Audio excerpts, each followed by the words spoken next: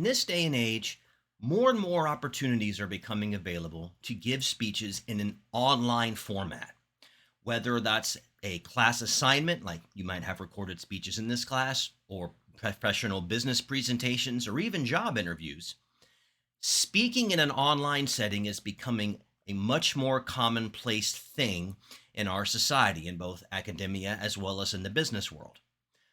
But how does this affect what you need to do as a speaker and what you need to think about when putting together your speech?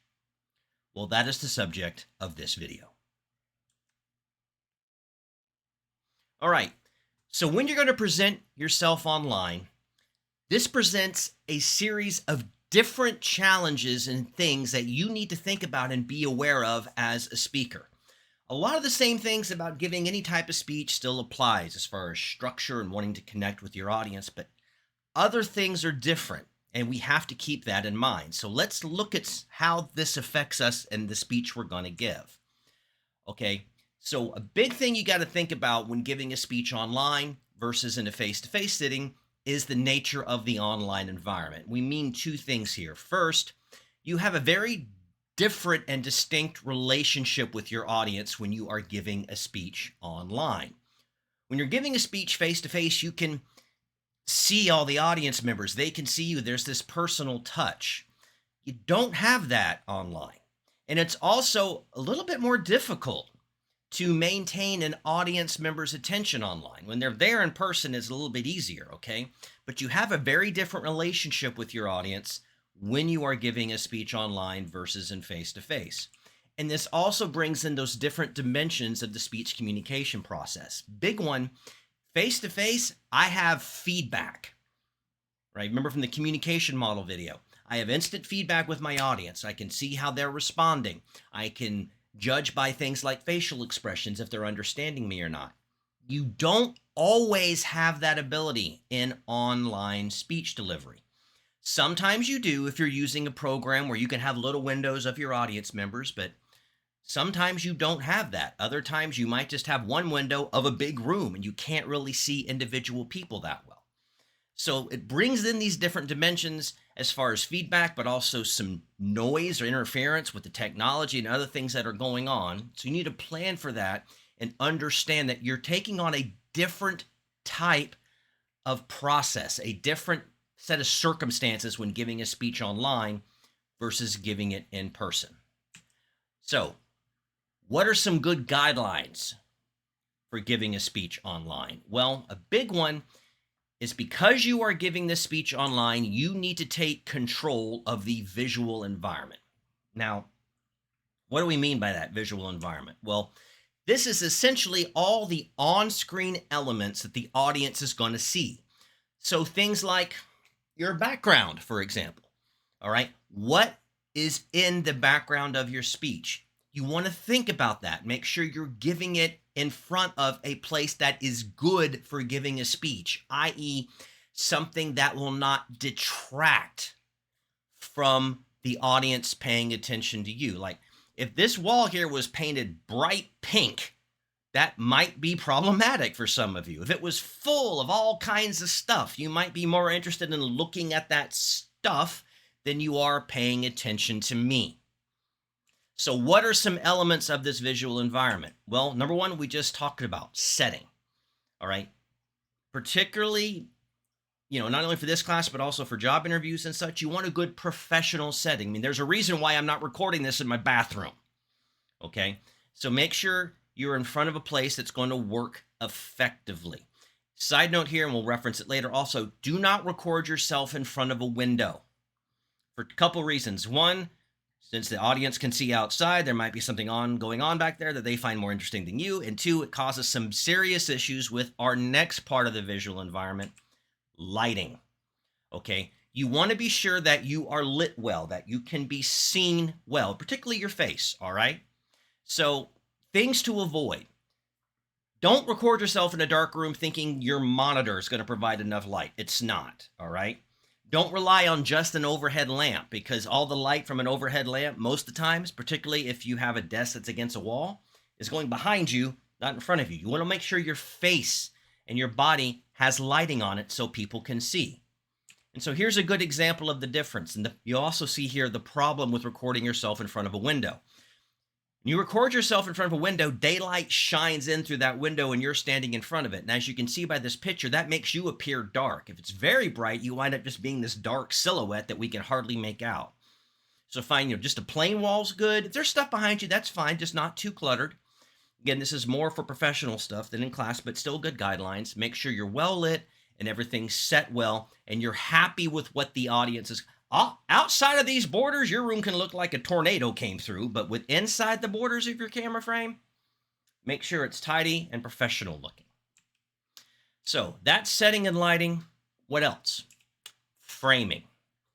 What this is talking about is how you frame yourself in your camera, all right? Now, big thing here. Remember, you are giving a speech or a presentation. You're not doing a YouTube React video, and you can see some effective things here. You don't want your face to be all up front and close to the camera. That's fine for something like YouTube, or many Twitch streamers do that. But for a speech, you don't want that, all right? You want people to be able to see you clearly. Now, if you look at the middle picture, you might go, why is that ineffective? Well, let me do a demonstration here real quick. How's that work? Yeah, there's all this space above my head, all right? And that's distracting, all right? So when you, pull my chair back up here, frame yourself, you want you to be the bulk and center of the frame, and you don't want this is a common mistake, you don't want your face mid-screen. Because if you see in the middle picture, that's what's going on there, but that creates all this other space. You want mid-screen to kind of be around here. That way your face is in the upper half, your body's more in the lower half, and that creates symmetry within your camera framing. The other benefit of that, and something you need to take into account when you record yourself, is gestures, all right? If I'm really up close to the camera and I'm gesturing, but all this stuff happens to the side, the audience doesn't see it. If it doesn't happen in the camera frame, as far as the audience concerns, it doesn't exist. And the same is true for your speeches in this class, all right? When you record yourself, you want to be sure you're, if you're standing up, you want to be from the waist up so that we can see things like posture and whatnot. Minimally, when you gesture, you want to be sure your gestures take place in the camera frame. So get your hands up and so forth. So that effective framing is an important part of giving a good speech online. So that's setting, lighting, and framing. What else do we have? Eye contact. And this is a big one. And I struggle with this just like everybody else when giving speeches online. And that is, you have to look there. The audience is your camera lens. That's what you need to be looking at, because that is what will establish eye contact with your audience. Now, how people often mess this up, and I'm guilty of this too, is you sometimes have a natural tendency in some softwares to look at yourself. All right, you may have a little window, but it's open somewhere here on the side, and so you have a tendency to kind of look over at that the whole time. Look at the camera frame. Also, if you have like your notes over here and you're recording yourself like this and just kind of doing this, that's not effective, all right? Look at the camera lens. Think of the camera lens as the eyes of your audience, and that's what you need to be focused on. Another element, personal appearance. It may seem a little funny to dress up in your own home, but if you're going to be giving a speech online, whether you're recording it or something, dress like you would if you were going to be given that speech in a face-to-face environment. People, we could debate all day whether or not people should, but people will judge you based on how you look. Now, in class, it's a little different. You have some more flexibility with how you want to, no PJs and swimwear, obviously. But think about professional dress when giving a speech online, because although it may seem weird, what's in this window is what people see, and it's how they will perceive you, and it will be their expectations and judgments about you will be based on what they see. So that's controlling the visual environment. What are some other guidelines? You want to be sure you adapt your nonverbal communication. Here again, and this is something that I struggle with, because I tend to be a gesture. I gesture a lot. It's a natural thing I do. But as you see, if I gesture naturally, my hands go outside the frame. It's not going to work, all right? So if you're gesturing, Get yourself ready. You might need to bring your hands up and in a bit more. Okay. You don't get your arms, like when you gesture in face to face, you want to get your arms out so it's big and people can see it. But their whole world's this frame. So you need to make sure you gesture within it. So if your people can see what you're doing. All right. So you might need to adapt those a bit. You also might need to adjust your pacing. And this can be a little bit difficult when you first start out.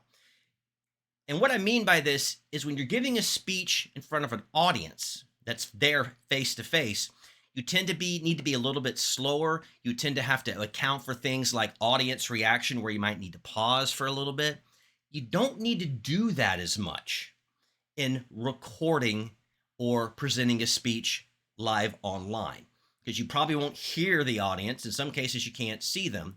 So you want to be sure you just keep a good constant pace, not too fast, but you probably don't need to be as slow as you do in a face-to-face situation when you're giving a speech online. But you don't want to forget about the audience either. They're still there. All right. So you can still ask them questions. If you have the capability, if you're delivering the speech live online, have them type things in chat if need be. And you're going to need to ask them to do that. You can't just expect people to do it. You may need to ask, so type in chat real quick. What do you think about this? All right. These are what I'm seeing. Incorporate them in those type of ways, and that can help bring them in. Also, just like with a speech that you give in front of an audience that's live, you need to practice ahead of time. And it's a different type of practicing with giving a speech online compared to giving a speech in front of a live audience, just because it brings in some different dimensions. And what are these? Well, like we've already talked about with setting, you really got to practice ahead of time so you know what the audience is going to see, i.e. you need to make sure you set up that setting so that it presents the image of you and your message that you want the audience to see. You also need to be familiar with the software. And this has happened to me before, you go in thinking you're going to be doing something one way and you wind up having to do something else, and you're not familiar with how it all works, and it can be a little bit problematic. Okay, so practice with the software, whatever that is, Zoom, whatever, so that you can get familiar with it as best you can. If you can ahead of time, if you don't have access to it at home, get there a little early so you can bring it up, kind of get an idea for how things work before you have to give the speech. And what I mean by get there early is sometimes when you deliver a speech online, you might need to connect to the software being used by whoever you're giving the speech to. This happens a lot in like interviews, okay? So click on the link that takes you to your room ahead of time so you can kind of see how things work. Before you start, ask questions about how things work or how to set stuff up before you start. Nobody's going to be upset with you, I promise. If you say, before I get going, how do I do this and this? I'm not familiar with this program. Okay. All right, cool. And then you start. So practice ahead of time. And a big one here for both in class and speeches you give normally is check your microphone level. All right. Listen, y'all, you don't have to do this for class, all right? But if you're going to be doing a lot of presentation speeches, interviews that are going to be online, you might want to save up and spend a little bit of money on getting yourself some type of better microphone than what's built into your laptop, all right? Or what's built into your webcam. They can work, but you tend to sound really tinny, and they can cut out a lot because they're not the best quality. Now, that doesn't mean you have to go out and get some sort of Rode microphone with a stand and a mix box and all that jazz, all right? It's not what I'm saying at all. But make sure that whatever microphone you're using, it's loud enough that people can hear you clearly and it maintains a good sound. Okay, hopefully I'm sounding good now. I checked everything beforehand, but I'm not using a microphone built into my webcam or my laptop, okay? I'll show you. I am using this. This is a Blue Yeti USB microphone. I got this during lockdown when I was having to teach online so my students can hear me effectively, okay? Now, you don't have to fork out for something like that, but you may need to get something, all right? Often, headsets, come with some type of mic. These can work effectively as well. And again, I promise you, nobody's going to be upset if you're wearing a headset with a microphone. They would rather hear you clearly than have to deal with you cutting out or not being able to hear you effectively. They would rather hear you clearly than just get over you having headphones on. I promise you that's the case. My wife has done this in job interviews when she lost her job during COVID, and when she got hired again, she was wearing a headset. So people are not going to be upset about that, I promise. Okay, so those are some of the basic guidelines and how to practice for giving a speech online.